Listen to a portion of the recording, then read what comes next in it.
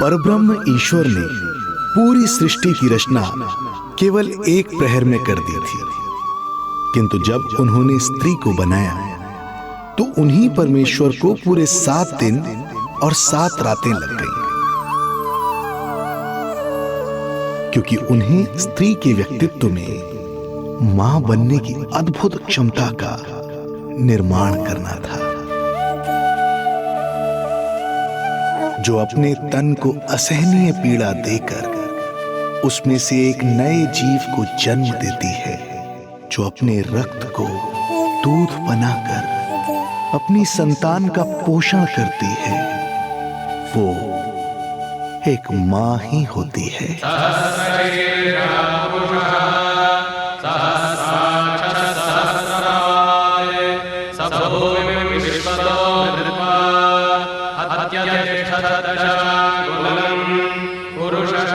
स्वयं भगवान श्री विष्णु भी मां की इस ममता से दूर ना रह पाए, विवश हो गए धरती पर अवतार लेने के लिए।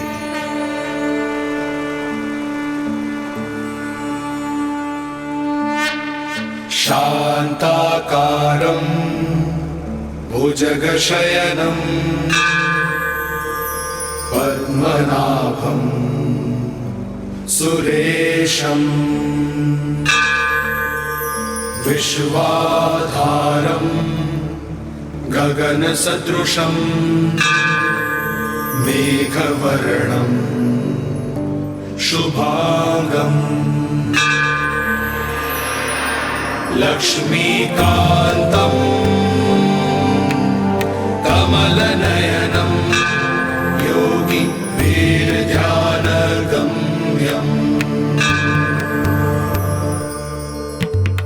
वन्दे विष्णुं भवभयहरं सर्वलोकैकनाथम्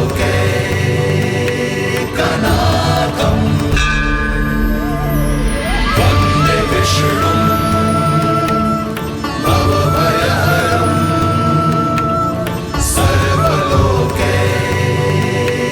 सर्वलोकैकनाथम्।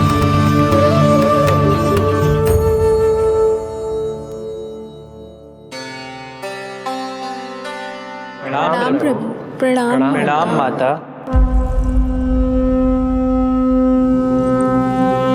माता, प्रभु, दुष्कंस के अत्याचार दिन पर दिन बढ़ते ही जा रहे हैं। पृथ्वी की शांति नष्ट हो रही है प्रभु, और मैं देवराज इंद्र होकर भी कुछ नहीं कर पा रहा हूँ। आपके प्रताप से मैं भूमि अनंत काल से समस्त विश्व का भार उठा रही हूँ, किंतु प्रभु अब दुष्टता इतनी बढ़ चुकी है कि मैं सहन नहीं कर पा रही हूँ। अब दया कीजिए प्रभु, इससे पहले कि मैं बुराई के इस असीम भार के नीचे दबकर ब्रह्मांड की अतल गहराइयों में खो जाऊं।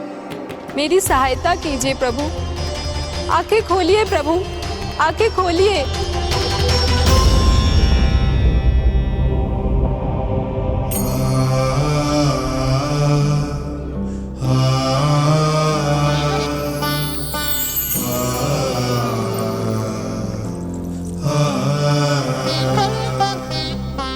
चिंता मत कीजिए, समय की पुकार को अनसुना नहीं करूंगा। मैं आप सबका कष्ट हरूंगा। मैं अवश्य अवतार लूंगा, मैं अवश्य अवतार लूंगा, मैं अवश्य अवतार लूंगा। श्री कृष्ण के रूप में, श्री कृष्ण के रूप में, श्री कृष्ण के रूप में।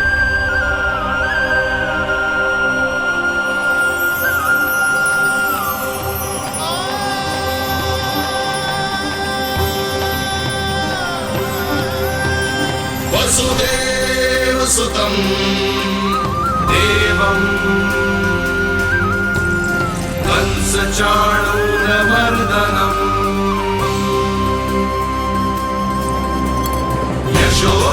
यशोदपरमानन्दम् कृष्णं वन्दे जगद्गुरुं, कृष्णं वन्दे जगद्गुरुम्। वसुदेव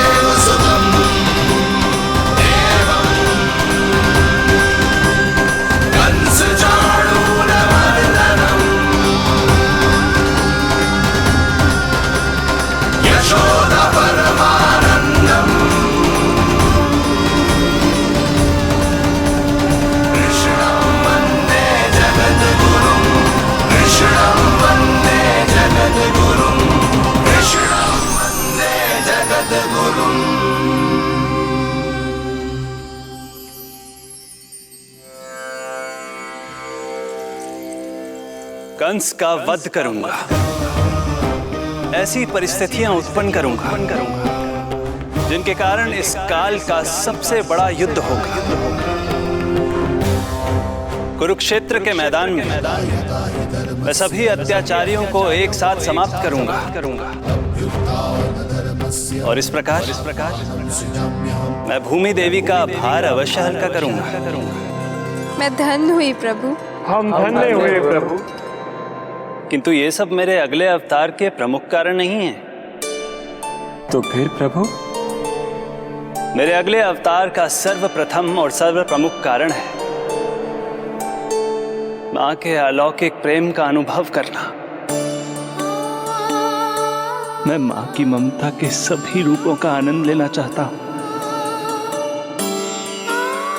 उसके हाथों से भोजन करना, उसके अंग से लिपट जाना, लोरियां सुनना, संसार के सभी संकटों से सुरक्षित उसकी गोद में सोना, उसे मां मां कहकर पुकारना, सांसारिक विषयों के बारे में उससे जानना,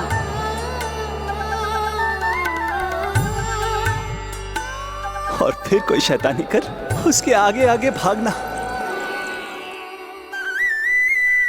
उससे डांट खाना और फिर उसे मनाने के लिए क्षमा मांगना।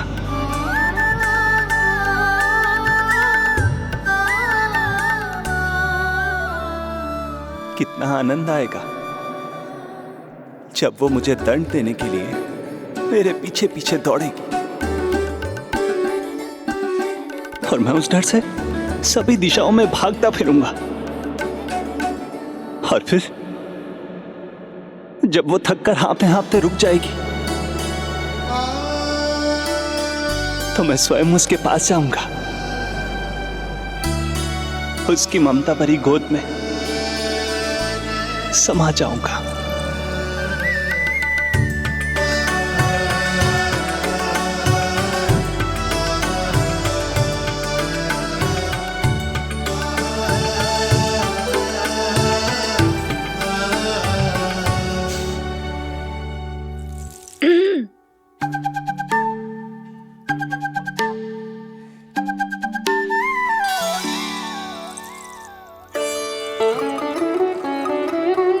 प्रभु, एक प्रश्न है। माँ और संतान के अद्भुत रिश्ते के इस आनंद को आप किसके साथ अनुभव करना चाहते हैं?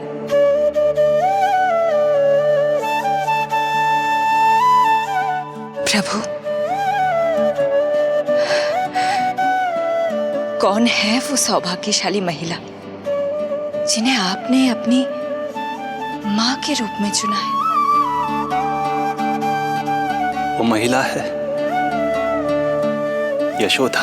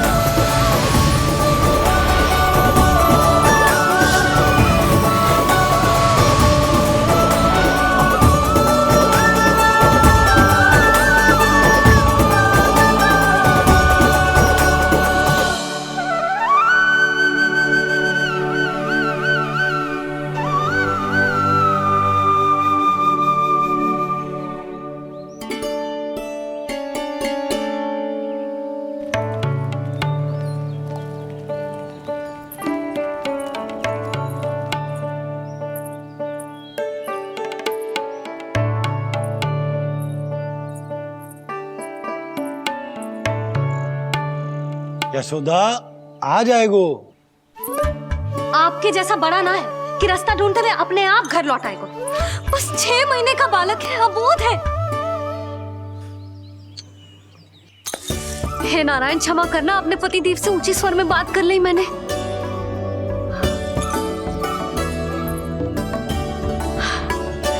किसी को भी बुद्धि ना है पूरे गोकुल में। के नंद जी का बालक खो गयो है, सुबह सुबह घर से भाग गयो है। किसी को ना पड़ी है कि उसे ढूंढे लेकर आए। यही सामान देते हैं वे गोकुल के राजा को। हे भगवान, ना जाने मेरा बच्चा कहाँ होगा, कैसा होगा। कितना समय होगा है, अब तक तो भूख भी लगी आई होगी उसे। आप क्यों रुक गए? आप खाओ। हाँ हाँ, आप खाओ, आनंद से खाओ। आपको तो कुछ चिंता ही ना है। माँ ही तड़पती है अपनी संतान के लिए।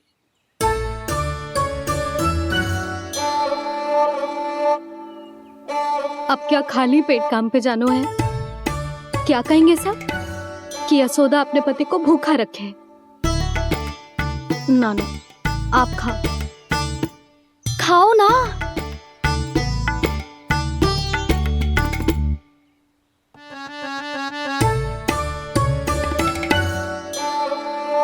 गुड़ के लड्डू कितने पसंद है उसे, कब से बना के रखे हैं। यशोदा, तुम स्वयं क्यों नहीं जाकर ढूंढती उसे? लड्डू भी खिला दियो और घर वापस भी ले आएंगे। जाओ, शीघ्र जाओ।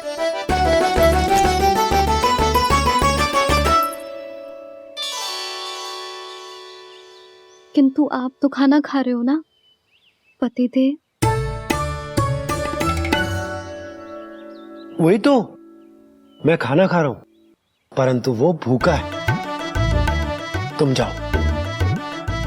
वो तो भूखा है।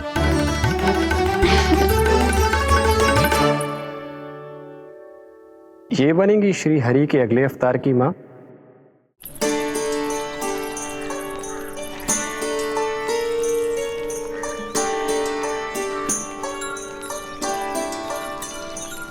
मेरे बच्चे को देखो है ना।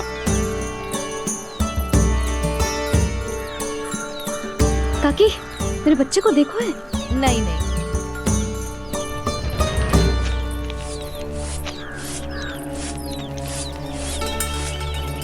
सुमति, मेरे बच्चे को देखो है क्या कहीं? नहीं तो। ना देखो। जानकी, प्रभावती, मेरे बच्चे को देखो है कहीं?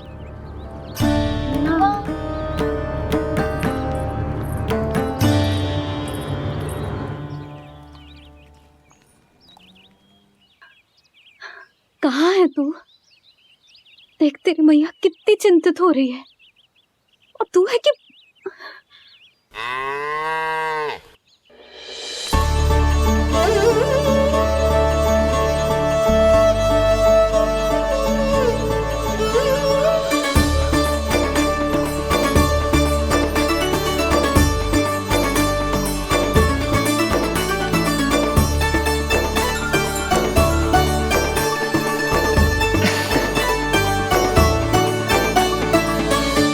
हाँ, अभी तक मैया यशोदा का लाडला यही है, 6 माह का बछड़ा। इसी पर ये अपनी सारी ममता न्योछावर करती हैं। तू फिर भाग गो। प्रतिदिन का काम होगा है तेरा। मैंने कही थी ना, मेरे बिना, अपनी मैया के बिना कहीं ना जानो है। ये संसार कितना भयानक है, कुछ मालूम है तुझे? दुष्ट भरे पड़े चारों ओर। वाह, दुनिया की अनोखी मैया और उसका अनोखा बालक, जो कि बालक है ही ना, गाय का बछड़ा है।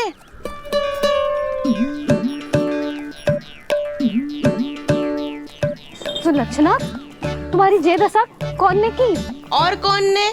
जे तुम्हारे सपूत ने कूद फाड़ के मेरे पूरे बगीचे का सत्यानाश कर दो है। मेरा रामू ऐसा कर ही ना सकता। जे क्यों आएगा तुम्हारे बगीचे में? रंग बिरंगे फूलों के लिए। फूलों के लिए? हाँ, जीप लपलपाती है इसकी मेरे फूलों के लिए। सुबह सुबह भाग के आ जाता है इन्हें खाने के लिए। फूल खाने? सुलक्षणा, तुम्हें कछु वहम हुआ है। जे मेरा रामू है, जे फूल वूल क्यों खाएगो भला? अच्छा, तो फिर आप ही इसका मुंह खोलो और स्वयं देख लियो। हाँ तो ठीक है, असत्य के पैर ना होते जो अभी सिद्ध हो जाए वो। रामू मुंह खोल के दिखा। मैया की कहीं मानते हैं ना, मुंह खोल। रामू सुलक्षणा चाची को दिखा दे कि तूने उनके फूल ना खाए। चल मुंह खोल, मुंह खोल।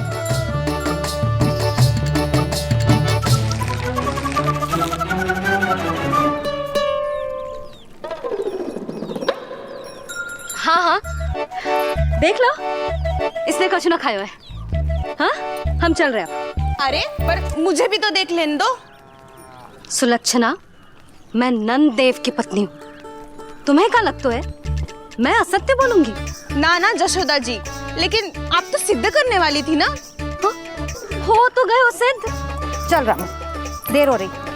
अरे अरे वैसे रामू जी बहुत बुरी बात है, नंद जी का बालक चोरी कर दो। छी, जो अपनी वस्तु ना है उसे छूते भी ना है, समझ आई? जे करूंगी सुलक्षणा के यहाँ भरी टोकरी बेसन के लड्डू भिजवा दूंगी, प्रसन्न हो जाएगी। ये तो बड़ी चतुर है प्रभु। हाँ प्रभु, और जीवट भी है इनमें। बस यही देखा आप सबने? क्या आपने एक मां की चिंता नहीं देखी? प्रत्येक मूल्य पर अपनी संतान की रक्षा करने का स्वभाव नहीं देखा? या फिर असत्य भाषण करने पर अपनी भूल सुधारने की व्यग्रता नहीं देखी?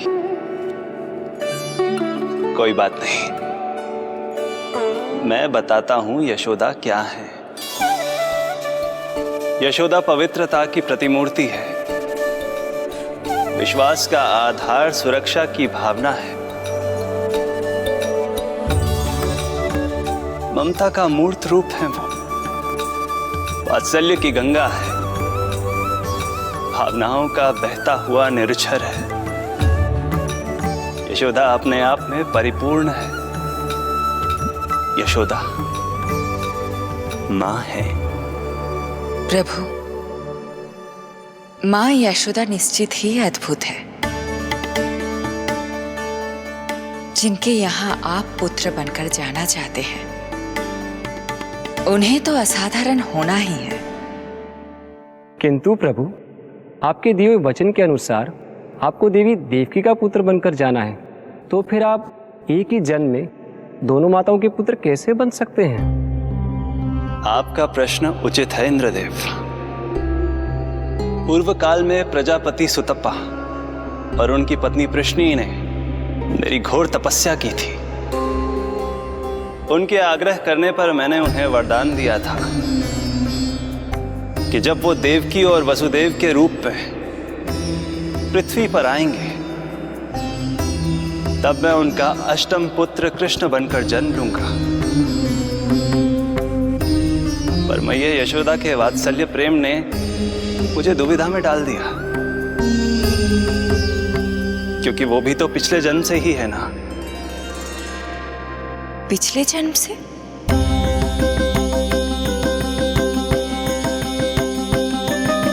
पिछले जन्म में मैया यशोदा 8 वसुओं में से एक श्री द्रोण की पत्नी धरा थी।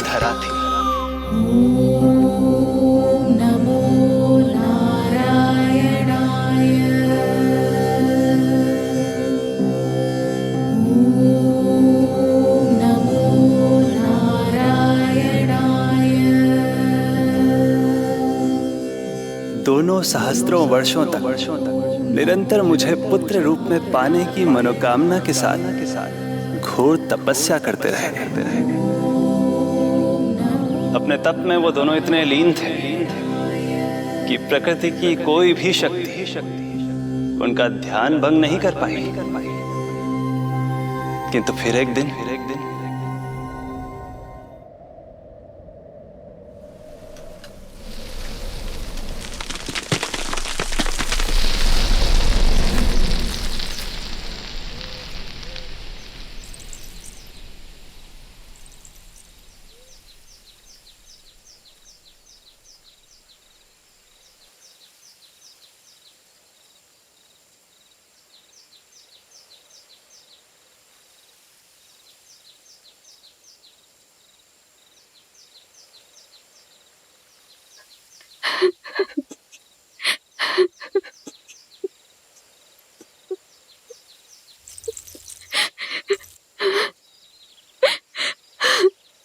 हमारे भक्ति में ऐसी क्या कमी रह गई प्रभु कि अभी तक आपके दर्शन का सौभाग्य नहीं मिला। अब तो सैकड़ों वर्ष बीत गए हैं आपका सुमिरन करते हुए।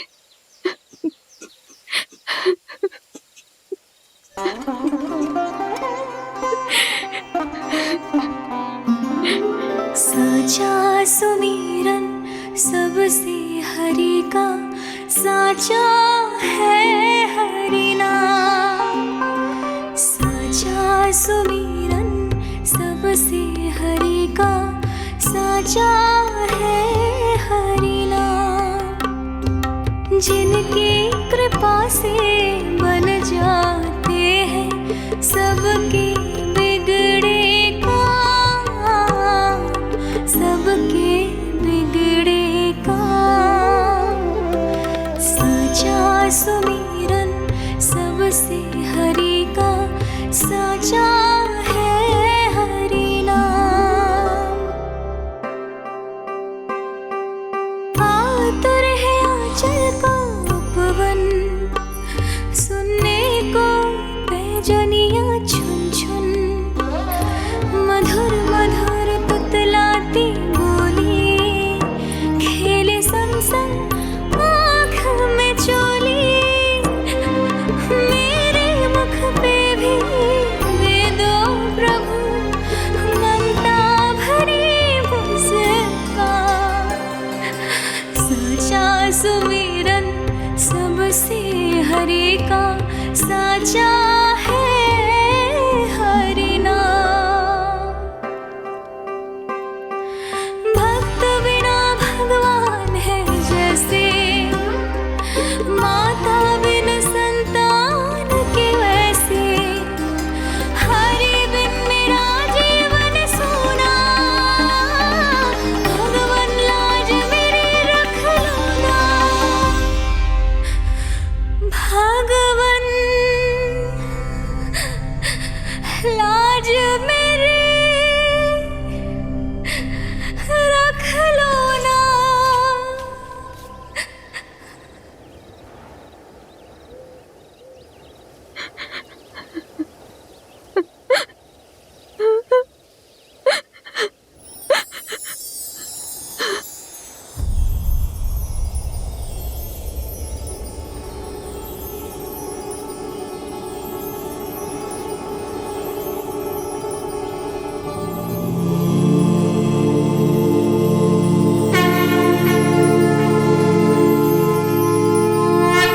सशंख चक्रम सकिरीट कुंडलम सपीत वस्त्रम सरसीरुहे क्षणम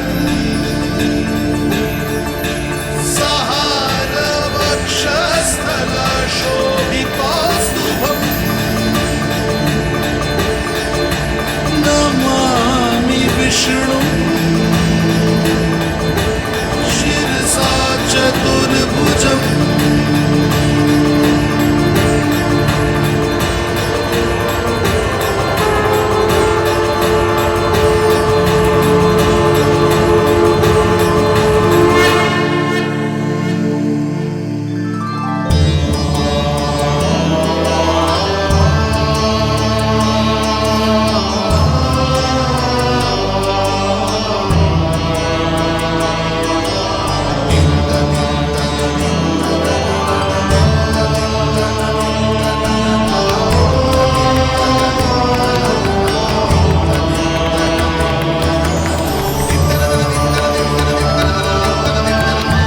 कहिए कहिए, क्या वरदान पाना चाहते हैं आप? प्रभु, हम आपकी सेवा करना चाहते हैं, परंतु भक्त की भांति नहीं, अभी तो माता पिता के समान। आपका एक पुत्र के रूप में पालन पोषण करें। आप हमें माँ पिता के भांति प्रेम दें और हम आप पर अपनी ममता न्योछावर कर सकें। बस बस इतनी ही इच्छा है प्रभु। आपकी इच्छा पूर्ण होगी। मैं आपकी संतान के रूप में अवश्य आऊंगा, किंतु उसके लिए आपको मेरे अगले अवतार के बाद एक और अवतार की प्रतीक्षा करनी होगी, क्योंकि अगले जन्म के लिए मैं पहले ही ये वरदान माता देवकी को दे चुका हूं। प्रभु, किसी भी जन्म में आपको अपने पुत्र के रूप में पाना मेरा सौभाग्य होगा, किंतु मेरी ममता मेरे वश में नहीं है प्रभु। आप साक्षात मेरे सामने खड़े हैं, किंतु मेरे नेत्र आपके इस दिव्य चतुर्भुज रूप को नहीं देख पा रहे। इन्हें तो आप अभी से बाल रूप में दिखाई दे रहे हैं। मेरे भीतर उमड़ती ममता की ज्वार का अनुभव कीजिए प्रभु। केवल कल्पना मात्र से मेरा वक्षस्थल दूध से भराया है। ये गोद तरसने लगी है, मन अभी से लोरिया गाने लगा है। मेरे इस अनुरोध को स्वीकार कीजिए प्रभु, कृपा करें। इस मां से और प्रतीक्षा ना करवाए प्रभु, और प्रतीक्षा ना करवाए। उस पल माता धरा की ममता भरी भक्ति और प्रेम भाव को देखकर मेरे मुख से भी वो शब्द निकल ही पड़ा जिसे एक बच्चा पहली बार बोलना सीखता है, मां।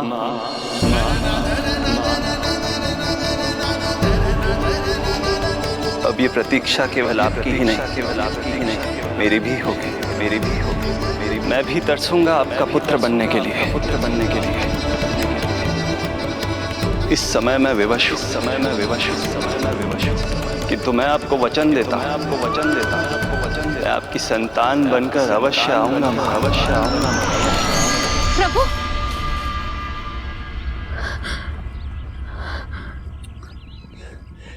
धरा, भगवान ने हमारी पुकार सुन ली। वरदान तो सभी भक्तों को मिलता है, परंतु हमें तो हरि का वचन मिला है। वो आएंगे, अवश्य आएंगे। अब हमें केवल उस शुभ दिन की प्रतीक्षा करनी है। अब और प्रतीक्षा नहीं होगी मुझसे।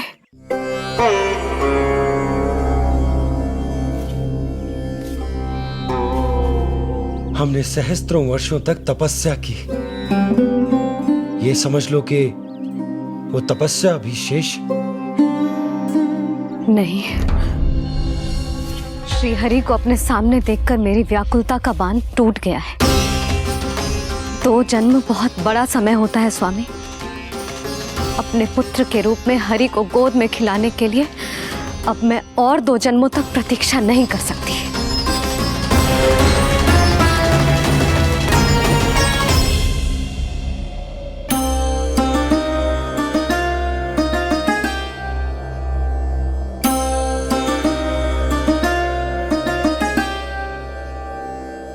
व्यर्थ हरि बिन जग ये सारा, व्यर्थ हरि बिन जीवन धारा। पूजन वंदन व्यर्थ हरि बिन, व्यर्थ धरार जीवन धारा। वरुण देव विनती सुन लीजिए, तन मेरा निर्जल कर दीजिए। हरि के बिन सारा जल तन का सागर सा हो गया है खारा। प्रभु, माता धरा की तपस्या का तेज अत्याधिक है। प्रकृति के पंचतत्व, 5 महाभूत इनकी पुकार सुनने के लिए विवश है।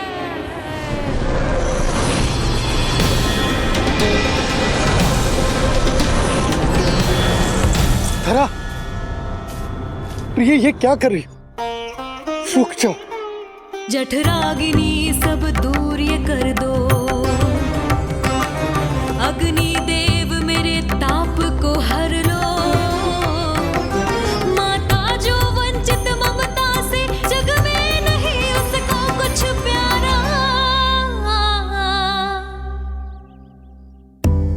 पूजन वंदन व्यर्थ हरि बिन व्यर्थ धरार जीवन धारा।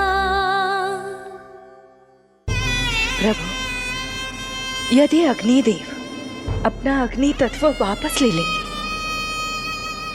तो इनकी पाचन शक्ति नष्ट हो जाएगी और जीवित रहने के लिए शारीरिक तापमान भी अति आवश्यक होता है। यदि वही विलुप्त हो गया तो धरा, तुम्हें मेरी सौगंध मत करो ये।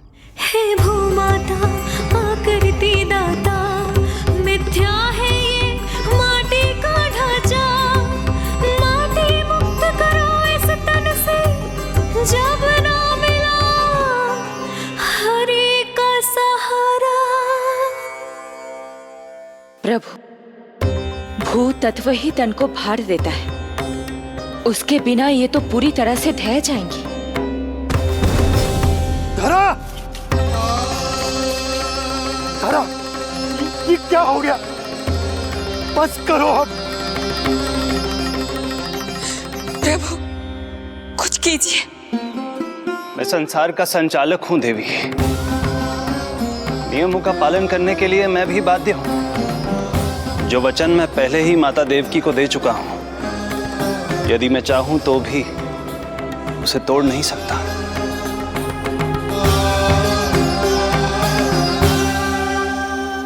सुख लो आयु सब इस तन की, आस है जो ना शेष है मन की। वायु देव कृपा करो अब ये, रोक दो इन श्वासों की धारा।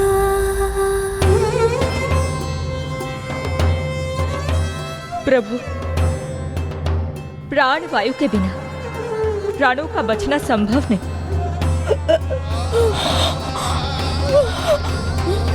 धरा, धरा, धरा, धरा, बस करो अब। क्या तुम अपनी सुध-बुध खो चुकी हो? तुम्हारे प्राणों में मेरे भी प्राण बसते हैं प्रिय। रुक जाओ।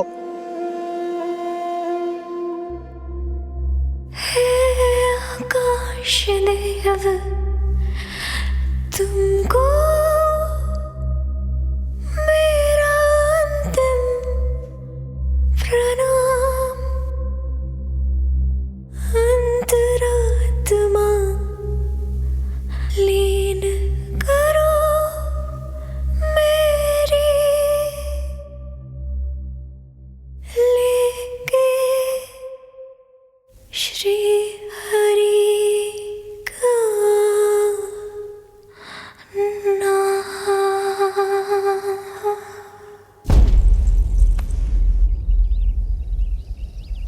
धरा, धरा, धरा, ये क्या कर लिया तुमने? धरा, कोई है, कोई है, सहायता कीजिए। धरा, जल, धरा, तुम चिंता मत करना, मैं यही हूं। मैं 2 क्षण में जल लेकर आता हूं।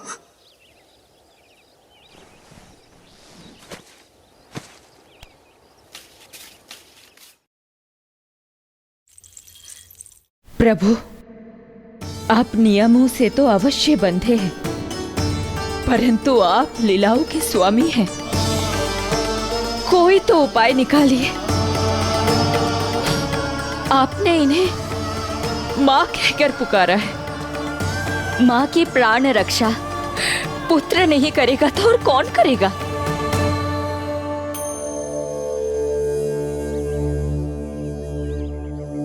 प्रेम ना जिसकी सीमा कोई, ना कोई आया माँ की ममता के आगे विवश हुए भगवान, विवश हुए भगवान।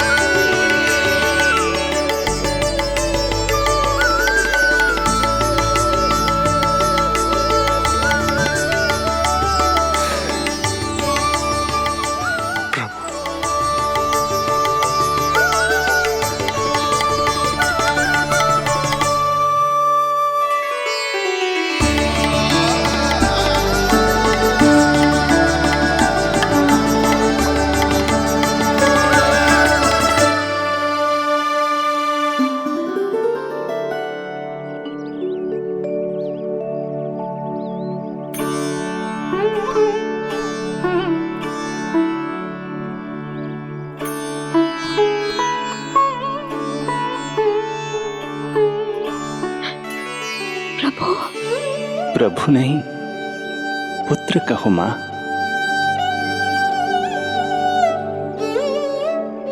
पुत्र, मेरा पुत्र, मेरा पुत्र।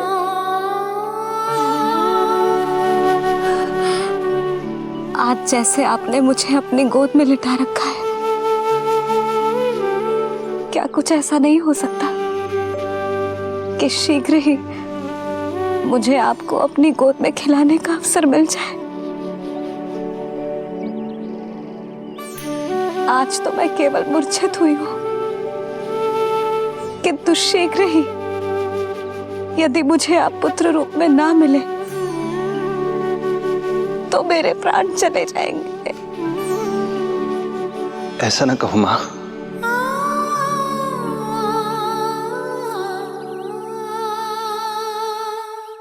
माता देवकी को मैं पहले ही वचन दे चुका हूं, इसलिए विधि के विधान के अनुसार मुझे उन्हीं का पुत्र बनकर जन्म लेना होगा।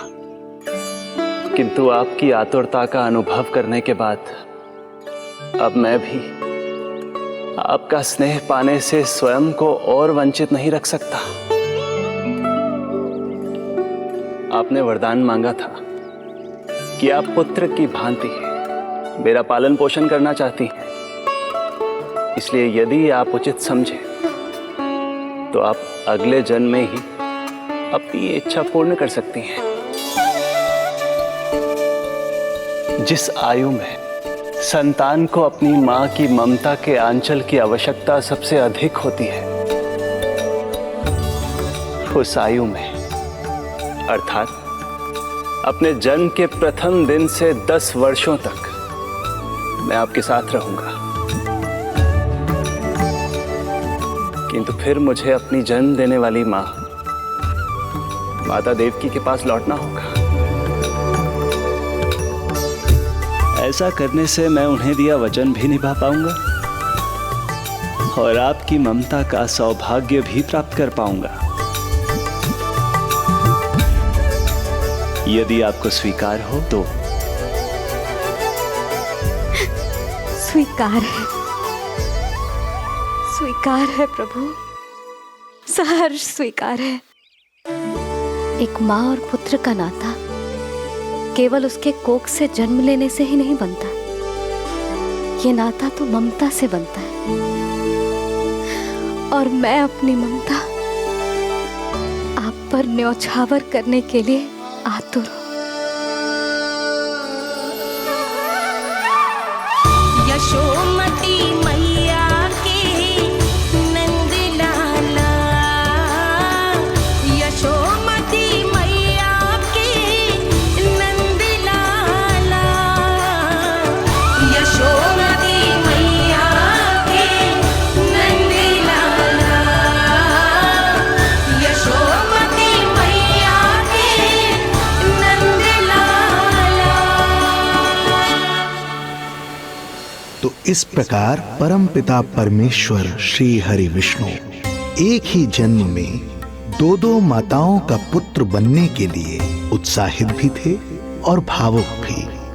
किंतु जगत माता श्री लक्ष्मी और अन्य सभी देवगण ये जानना चाहते थे कि श्री हरि ये अभूतपूर्व कार्य कैसे करेंगे। भगवान बोले, ये सब संभव होगा उसके कारण जो मेरे अगले जन्म की कथा का मुख्य पात्र है, कंस।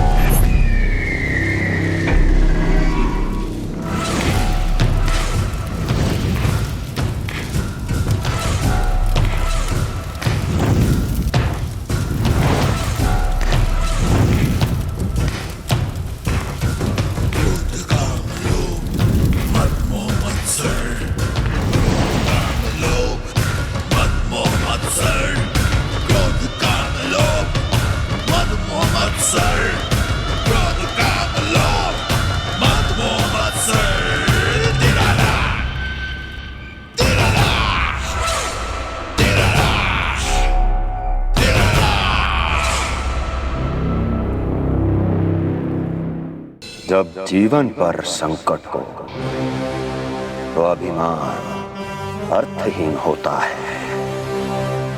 जब प्राणों पर बनाए तो सम्मान स्वाभिमान सब निरर्थक होता है। इन व्यर्थ के मूल्यों को बीच में मत आने दो। और दया उसे तो बिल्कुल नहीं। मार डालो साधु संत ऋषि मुनि स्त्री वृद्ध, चाहे वो नवजात शिशु ही क्यों ना हो।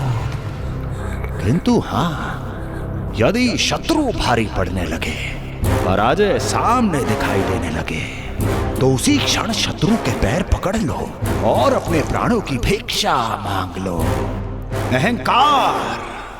अहंकार को आड़े मत आने दो। अग्निः शेषम ऋणः शेषम शत्रुः शेषम तथैव च पुनः पुनः प्रवर्धेत तस्मात् शेषम न कार्येत। अर्थात अग्नि की एक भी चिंगारी, ऋण की एक भी मुद्रा और शत्रु की एक भी संतान यदि शेष रह जाए तो शीघ्र ही विकराल रूप धारण कर सकती है। इन सब का समूल नाश ही एकमात्र उपाय है अपनी सुरक्षा का। इसलिए कहता हूं, साम दाम दंड भेद कोई भी युक्ति क्यों ना लगानी पड़े, शत्रु के प्राणों का हरण ही परम उद्देश्य होना चाहिए। रोड़ो मत, फिर चाहे वो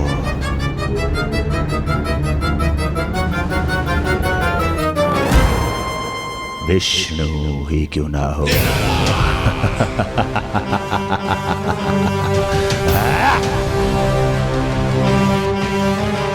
यही थी कंस की दिनचर्या। वो प्रतिदिन स्वयं को स्मरण कराता था कि स्वार्थ के लिए किसी भी सीमा को तोड़ने में कुछ अनुचित नहीं है। तभी तो राजगद्दी प्राप्त करने के लिए उसने अपने पिता महाराज उग्रसेन को भी नहीं छोड़ा था। पिताजी,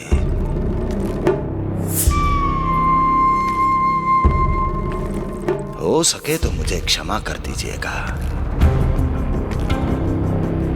कल्पना भी नहीं की थी कि मैं आपके साथ ऐसा व्यवहार करूंगा। आपको प्रतीत हो रहा होगा कि मैं क्रूर हूं, स्वार्थ में अंधा हो गया हूं, किंतु मैं विवश हूं।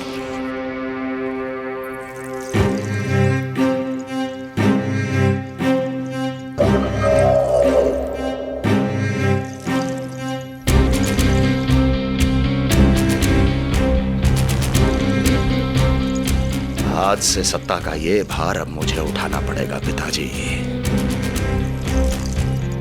क्योंकि आप तो अत्यंत दयावान हैं।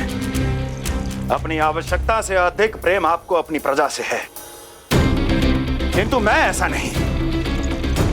मैं अपने शत्रुओं का काल हूं, तभी तो मेरे प्रति दुर्भावना रखने वाले मेरे सम्मुख आने से पहले थर थर कांपते हैं। इसलिए मथुरा का राज सिंहासन मेरे साथ अधिक सुरक्षित रहेगा, क्योंकि मैं आपसे अधिक उपयुक्त हूं पिताजी। मेरा विश्वास कीजिए। हृदय पर गोवर्धन पर्वत रखकर मुझे यह निर्णय लेना पड़ रहा है पिताजी।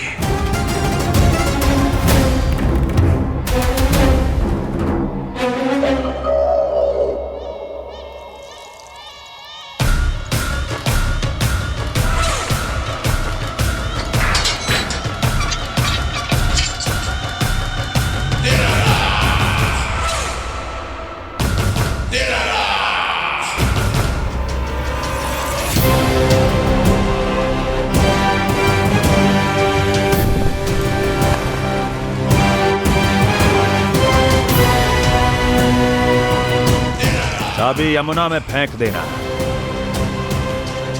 कोई कितना भी क्रूर, कठोर राक्षस ही क्यों ना हो, किसी न किसी के लिए उसके हृदय में भी प्रेम उपजता ही है। कंस भी इस नियम का अपवाद नहीं था। इस संसार में एक जीवात्मा ऐसी भी थी जिसे वो स्वयं से भी अधिक स्नेह करता था, और वो थी उसकी लाडली बहन देवकी।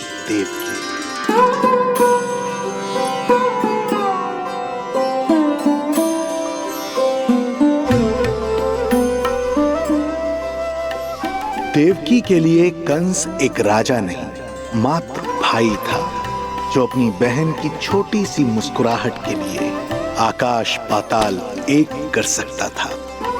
अत्यंत धूमधाम से उसने अपनी देवकी का विवाह यादवराज वसुदेव के साथ संपन्न करवाया। रुको, रुको।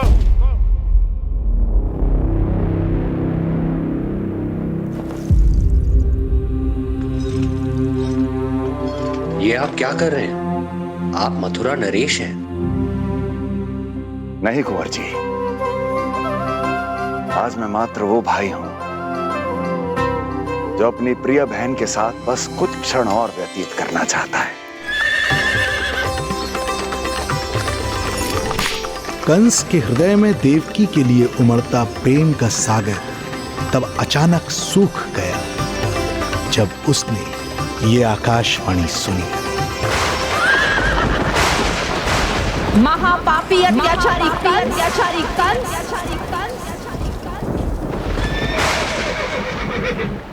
जिस देवकी को तू इतने प्रेम से ससुराल ले जा रहा है, वही तेरे अंत में सहायक होगी। तेरा काल तेरी प्रिय बहन के गर्भ से उसकी 8वीं संतान बनकर जन्म लेगा और तेरा विनाश करेगा, विनाश करेगा।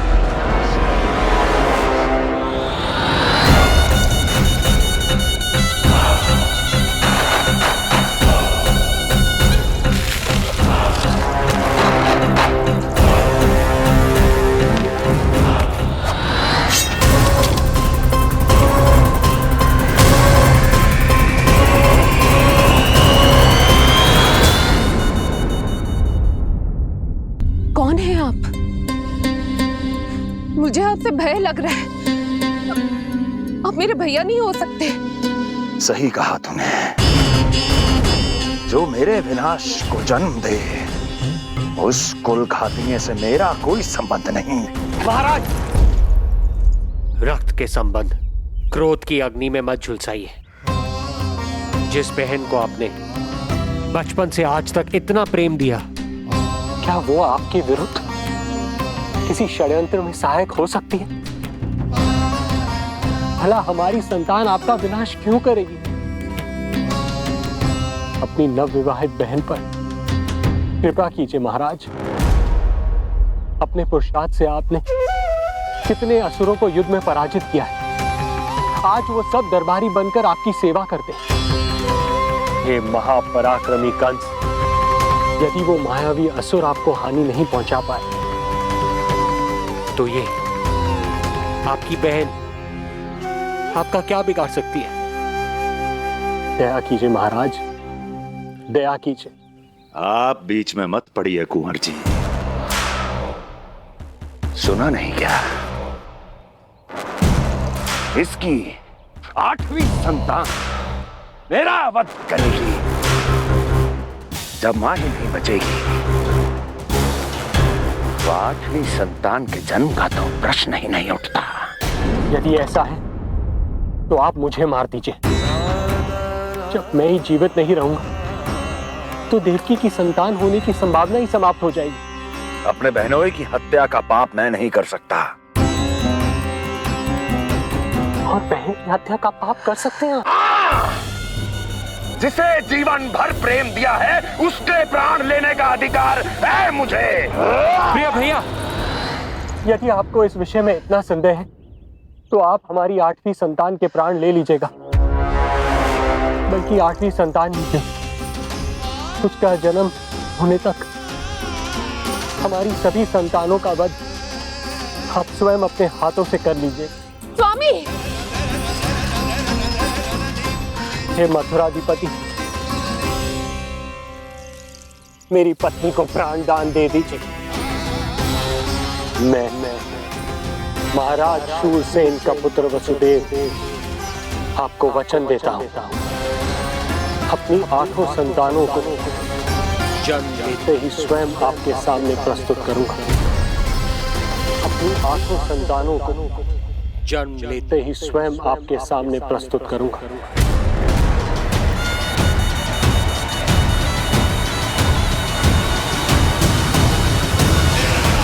बधाई हो कुंवर जी, अपनी पत्नी के प्राण बचाने में आप सफल हुए। किंतु आपकी संतानें इतनी भाग्यशाली नहीं होंगी। वचन स्मरण रहे।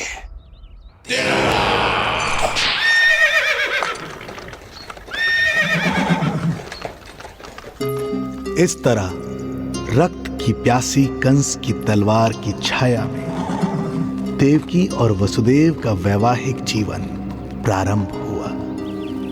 जब कंस की निर्ममता और वसुदेव के वचन का यह दुखद समाचार गोकुल पहुंचा तो हे नारायण, अर्थात राजा वसुदेव यदि कंस के सामने गिड़गिड़ाते नहीं तो रानी देवकी के प्राण चले जाते। हाँ नंदराज, और अब वो दोनों कंस के महल में हैं, किंतु वो महल भी उनके लिए किसी बंदी गृह से कम नहीं है।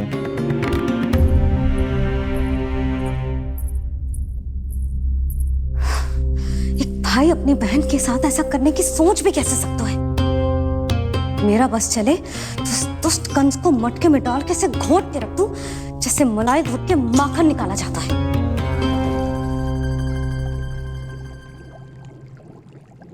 ना, माखन ना, जे कंस तो कीड़ा है, इसे तो पटक पटक के ऐसे मारना चाहिए जैसे कीड़ा निकालने के लिए धान के गट्ठर को पटका जाता है।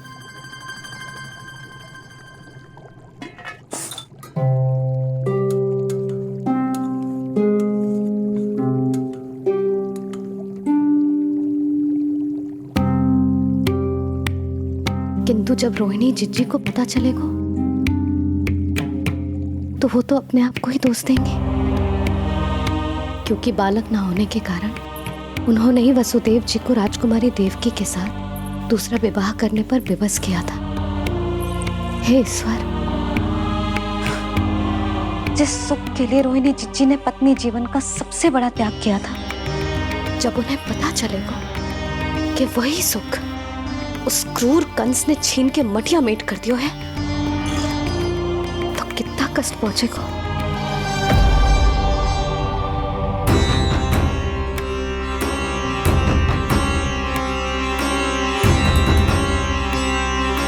रोहिणी जीजी,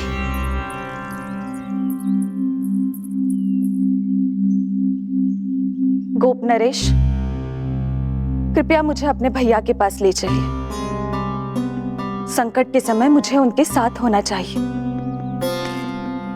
किंतु भाभी, पता चलो है वसुदेव भैया और देवकी भाभी कंस के महल में कड़े पहरे में रखे गए। पति पत्नी एक दूसरे का संबल होते हैं। कंस का पहरा कितना भी कष्टदायक क्यों ना हो, इस समय उन्हें और बहन देवकी को मेरी आवश्यकता है।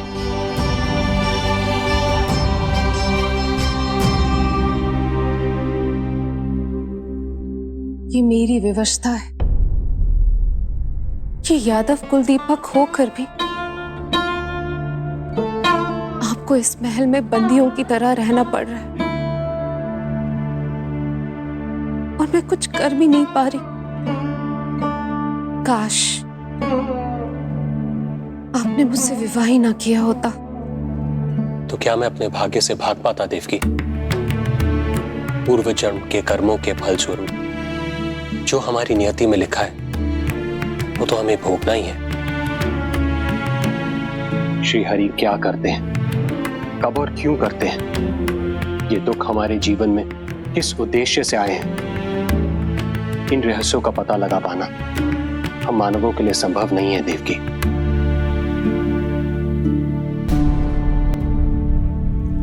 तो फिर चलिए यहां से भाग चलते हैं, कहीं ऐसे स्थान पर जहां भैया की छाया भी हम पर ना पड़ सके। नहीं प्रिय, कंस के गुप्तचरों की दृष्टि हम पर अवश्य होगी, और मैं ऐसा कोई कार्य नहीं कर सकता जिससे तुम्हारे जीवन पर कोई संकट आए। और मैंने उन्हें अपनी सभी संतानों को सौंपने का वचन भी दिया है। अपना वचन मेरे लिए प्राणों से भी अधिक महत्वपूर्ण है देवकी।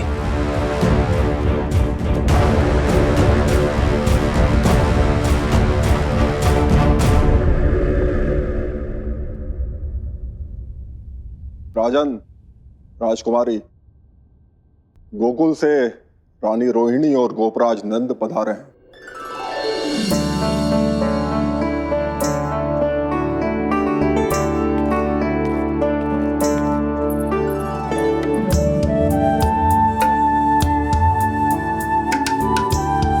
स्वामी,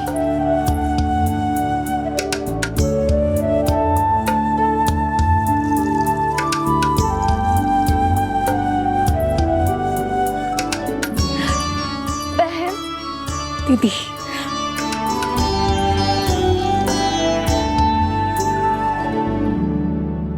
भाई नंद, जो आप हमारे लिए कर रहे हैं उसके लिए धन्यवाद शब्द बहुत छोटा है। मैं अपने भाग्य को स्वीकार कर चुका हूं। यदि यही श्री नारायण की इच्छा है तो यही सही।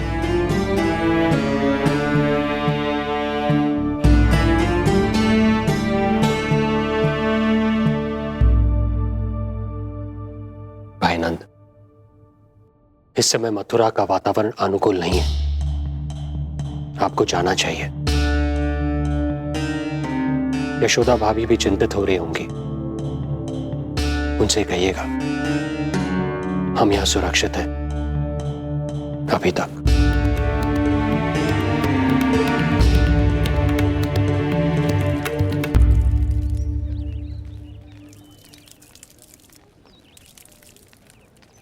वसुदेव भैया का भाग्य पर भरोसा देख वे अपनी संतानों को कंस को अवश्य सौंपेंगे। ईश्वर, इतना कठोर वचन, जब इसे निभाने का कठिन समय आएगा तो कैसा अनुभव करेंगे वे? उनका हृदय तो चकनाचूर हो जाएगा।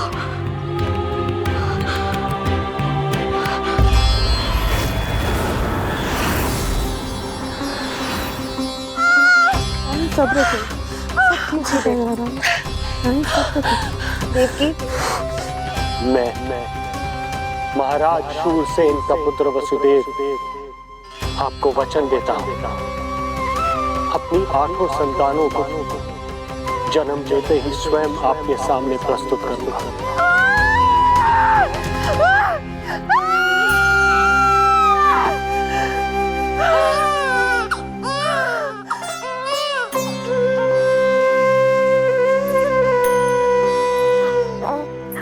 बधाई हो स्वामी, आपको पुत्र रत्न प्राप्त हुआ है।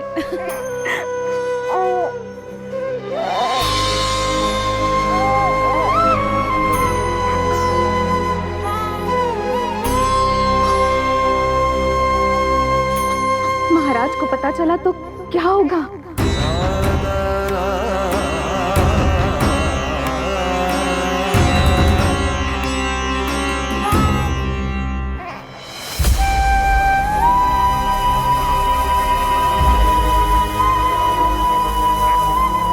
अपने पुत्र को इन हाथों में थामना।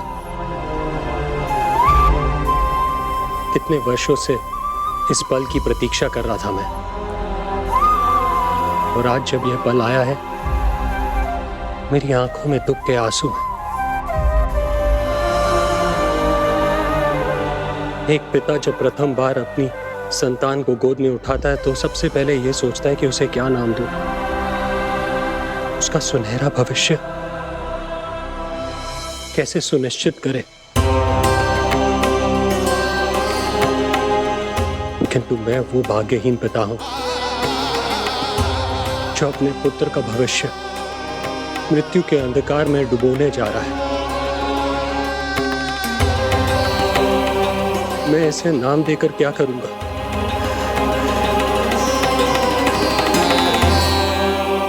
क्या आपके वचन का महत्व आपके पुत्र के प्राणों से अधिक है स्वामी?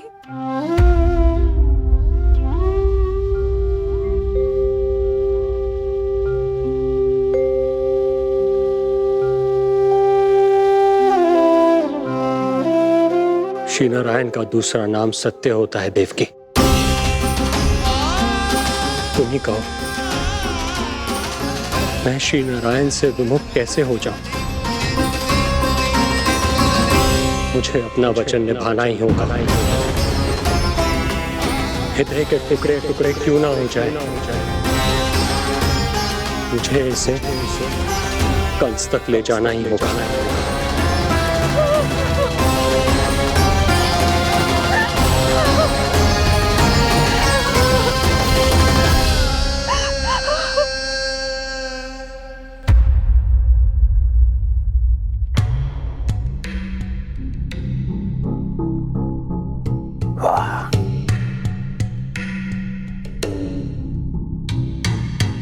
इतना स्वादिष्ट भोजन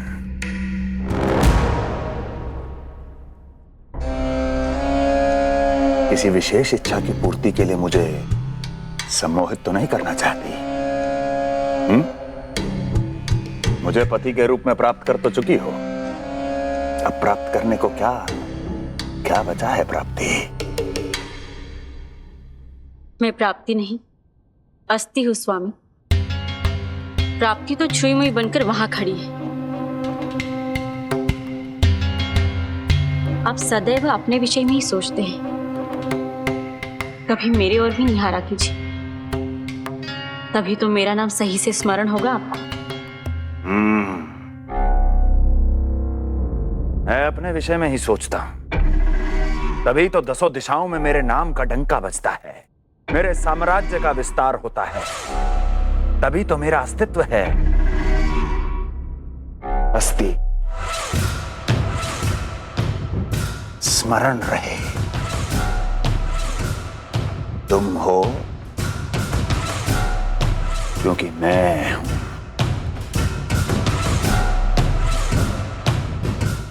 वन में यदि सिंह न हो तो उसके आश्रिति पर गीदड़ भी आक्रमण कर देते हैं। सिंह कभी अपने शत्रु को एक क्षण भी जीवित नहीं छोड़ता महाराज।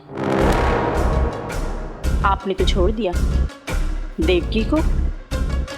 सिंह नहीं, आप वो गाय हैं जो अपनी कसाई से अथाह प्रेम करती है।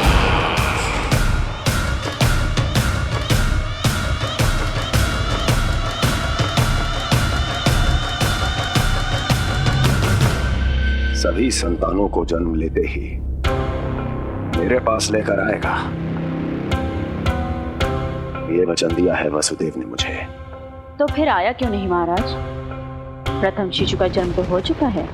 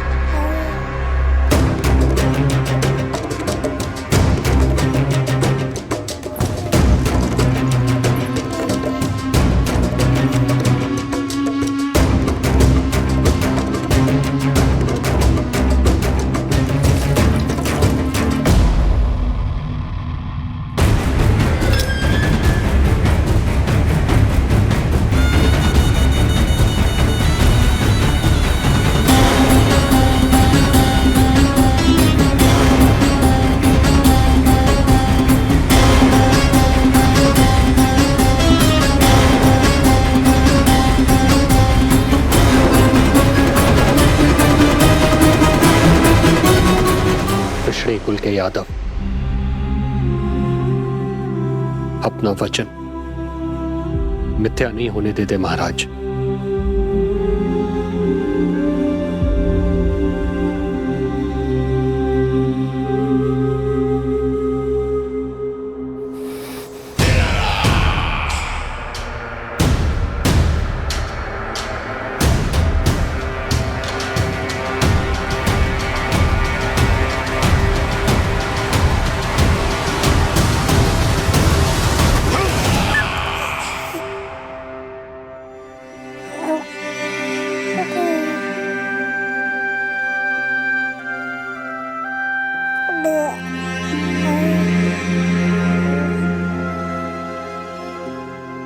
ये देवकी का पुत्र है, मेरी बहन जो मुझे प्रिय हुआ करती थी, उसका प्रथम पुत्र है ये, मेरा प्रथम भांजा।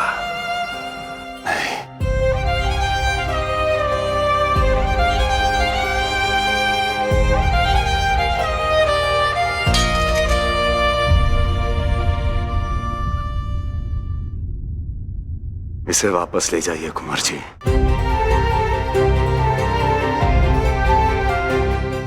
देवकी की प्रथम संतान से मुझे कोई संकट नहीं।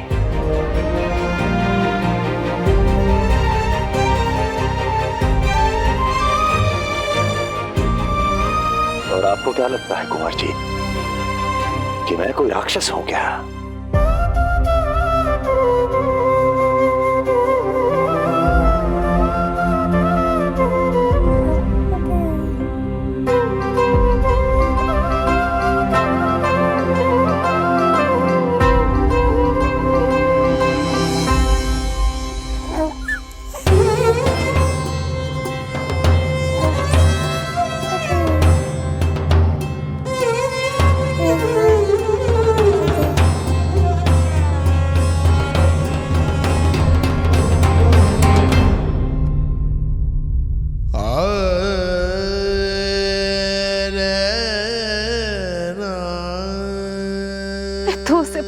पे भी नहीं उठा पाई थी दीदी। उसका वो सुकुमार मुख मेरी स्मृति से जा ही नहीं रहा। वो मधुर रुदन अभी तक मेरे कानों में गूंज रहा है। मैं तुम्हारी पीड़ा का अनुमान लगा सकती हूँ देवकी। मैंने उसे जन्म नहीं दिया था, फिर भी मेरे कान अभी तक उसके रुदन की ध्वनि सुन रहे हैं। क्योंकि ये अपनी माओ को पुकार रहा है। तुम्हारे भैया ने हमारे पुत्र को प्राणदान दे दिया देवकी।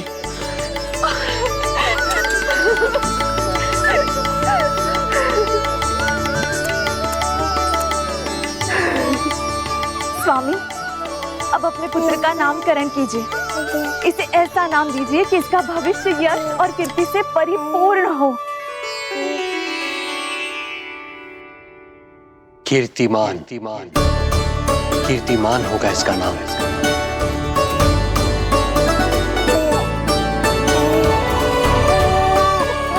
कीर्तिमान।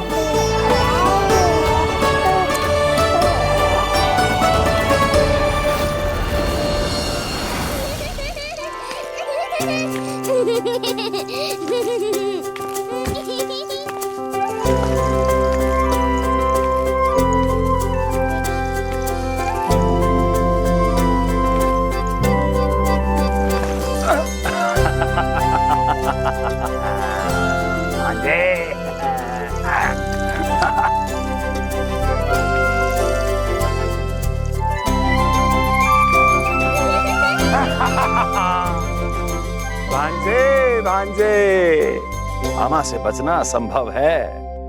मामा जी, आपकी भुजाओं में कितना बल है, मुझे पीड़ा हो रही है। मेरा दूसरा हाथ पकड़ लीजिए। तुझे पीड़ा हो रही है? ये ले।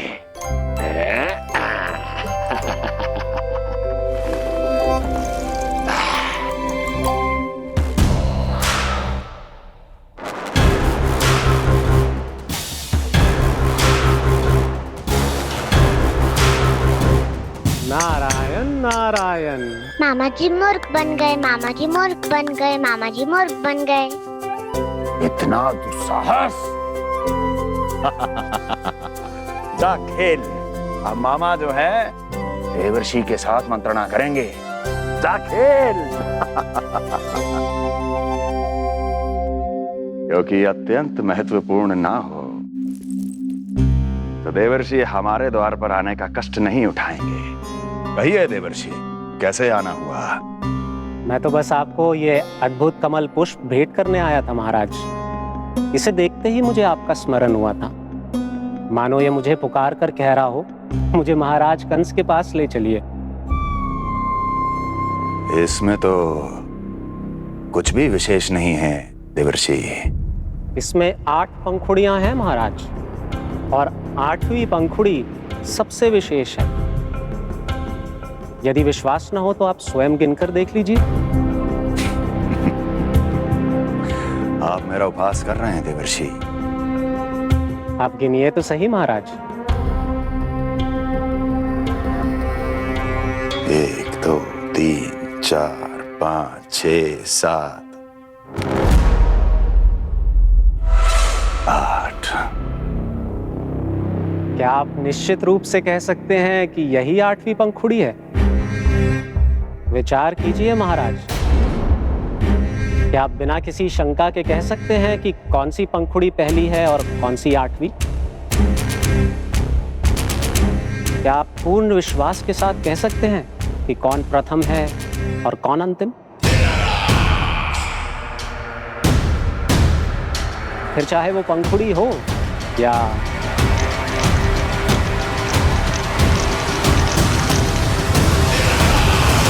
सावधान करने के लिए धन्यवाद देवर्षि। कंस के साथ धोखा करने वाले को अति भीषण दंड मिलेगा। भविष्य में ऐसी कल्पना मात्र से ही मेरे शत्रु भय से कांप उठेंगे। मथुरा नरेश, मैं तो मात्र पंखुड़ियों की बात कर रहा था। यदि आपने कुछ और समझ लिया है तो उसका उत्तरदायित्व मेरा नहीं है। नारायण नारायण।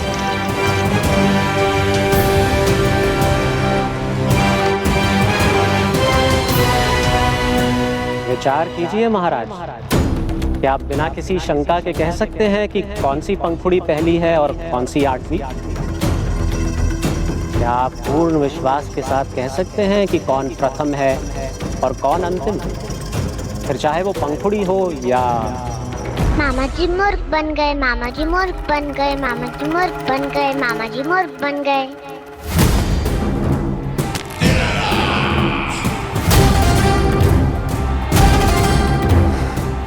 कंस को कोई मूर्ख नहीं बना सकता। कीर्तिमान। जी मामा जी। क्रोध काम लोभ मद मोह मत्सर, क्रोध काम लोभ मद मोह मत्सर, क्रोध काम लोभ। मामा जी मुझे दर्द हो रहा है। काम लोभ मद मोह मत्सर, क्रोध काम लोभ मद मोह मत्सर। स्वामी, ये कीर्तिमान के लिए कैसा लग रहा है? ये लीजिए स्वामी।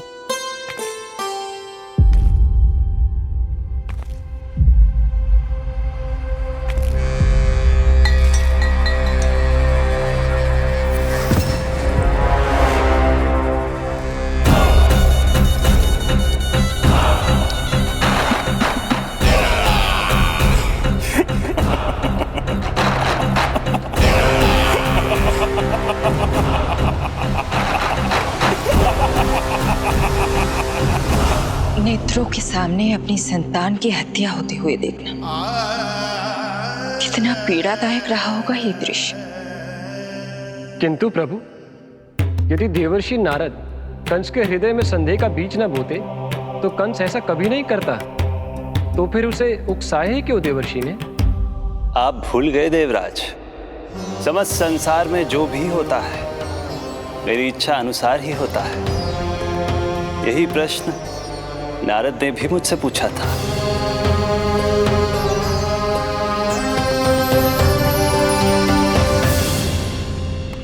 नारायण नारायण।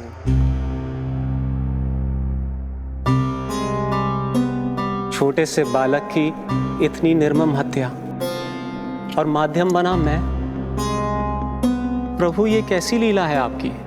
अभी तो देवकी की 5 और संतानों की हत्या होना शेष है नारद।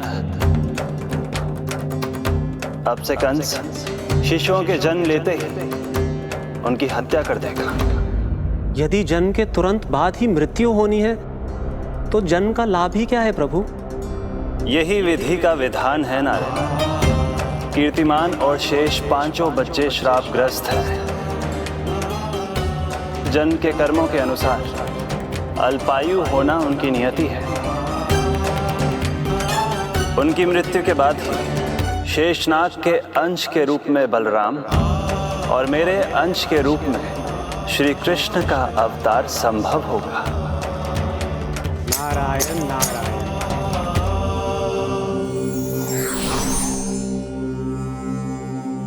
देवकी के पुत्र एक के बाद एक जन्म लेते रहे और उनकी हत्या कर कंस अपने पापों की संख्या में वृद्धि करता रहा। नहीं! मत मारो! मेरा पुत्र! मेरा पुत्र!